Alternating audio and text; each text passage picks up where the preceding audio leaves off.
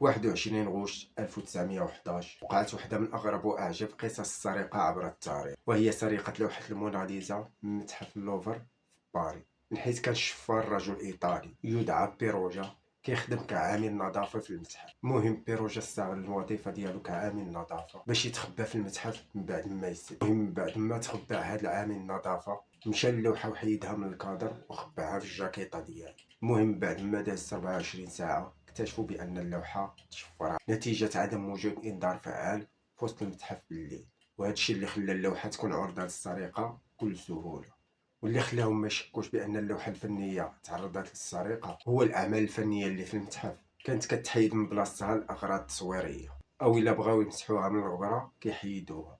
هادشي اللي بعد شبهة السرقة على اللوحة. يعني أصحاب المتحف أو إدارة المتحف قالوا أن اللوحة ما كايناش في بلاصتها، يا إما تهزات باش يديروا بها شي عمل تصويري، أو أنها تهزات باش تنظف. من بعد ما عرفوا بأن اللوحة راه تشفرات تحول هذا الحادث في البداية لاهتمام الصحافة الفرنسية يستهزئوا بالمشرفين على إدارة المتحف، وانتشر الخبر في الصحف الدولية كالنار في الهاشية، وكتبوا عناوين كتوصف هذه السرقة بأنها أعظم سرقة للوحات دافنشي. وكتبت نيويورك تايمز تقرير أن 60 محقق كيقلبوا على الموناليزا المسروقة، أن الناس في فرنسا غضبانين. ومن بعد هاد الضجة الزوار ولاو قابطين الصف باغيين يشوفوا هي البلاصة اللي كانت معلقة فيها لوحة الموناليزا. ومن جهة واحدة أخرى وصفوا تقارير أن هاد اللوحة ولات أشهر لوحة في العالم بسبب هاد السرقة. ومن بعد عامين من هاد الشيء واحد تاجر فنون في فلورنسا جاتو رسالة كتقول أن الموناليزا راه عند مولاها الأصلي، وسينا هاد الشفر على الرسالة باسم ليوناردو دافنشي. من بعد ما تلاقى مع التاجر ومعرض أوفيري في فلورنسا في الطاليان اعترف الشفر بالسرقة اللي دار، وقبطوه البوليس وتحكم عليه ب7 شهور الحبس. أما في الوقت الحالي فكيأكدوا معظم زوار متحف اللوفر الفرنسي